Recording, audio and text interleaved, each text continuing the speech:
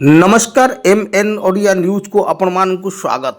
आज आसंतु देखिबा पंडित दीनदयाल उपाध्यायंकर पुण्यतिथि किभଳି बारिपदारे करागला।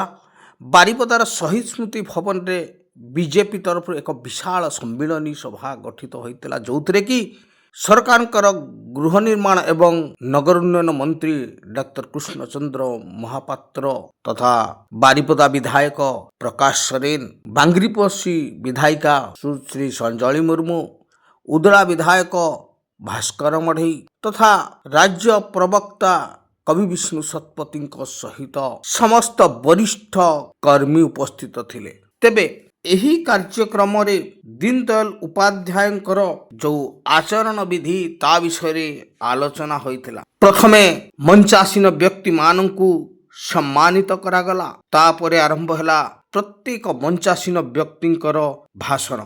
पंडित दीनदयाल उपाध्याय 1968 मसीहारे किभଳି मृत्यु होला बा तांकर किभଳି मृत्यु होला ता विषय किछि वर्तमान सुधा क्लियर नुह।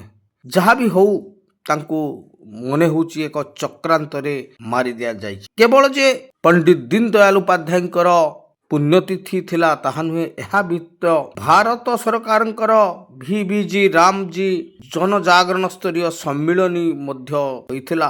आगरु जो मनरेगा स्कीम थिला ताहा द्वारा विभिन्न प्रकार अन्याय चलथिला, ताकू बदलाई एबे एही योजना कार्यकारी होइछि। तेबे एही सम्मेलन रे बा एही मीटिंग रे समस्ते समस्तंकर मत रखिले एवं प्रत्येक मतरु जानी हैला जे दीनदयाल उपाध्यायंकर जो चिंताधारा सेही चिंताधारा को नहीं आज बीजेपी तार कार्यरत थिवारु आज ताहा बा भारत उन्नति दिगरे अग्रसर होई चलछि। एहा विकासशील देशरु विकासित देश हेबाकू जाउछि। तेणु उदला विधायक भास्कर मढ़ई कहिले पंडित उपाध्याय को अनुकरण करी पूर्वतन प्रधानमंत्री अटल बिहारी वाजपेयी मध्य शेष लोक पाखकू किपरि समस्त सुविधा पहुंची पारिबो सेइत पई अनेक योजना आरंभ करथिले। सुजाता मुर्मू कहिले VBG रामजी विषय रे अनेक किछि बुझाइले, केमिति जॉब कार्ड हबो, केमिति समस्ते हार सुविधा पाई परिबे। एवं बांगेरीपोशी विधायिका संजली मुर्मू कहिले VBG रामजी विषय रे किभଳି प्रत्येकटी शेष व्यक्ति पर्यंत यह किभଳି पहुंची पारिबो।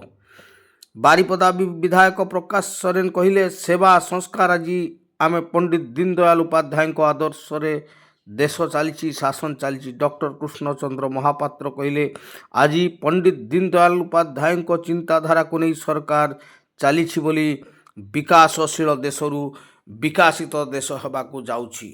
तेबे प्रथमे ये चैनल को जे आछंती सब्सक्राइब कर देबे एवं भल लागिले निश्चय लाइक करिवे एवं अन्य मानक शेयर कर देबे।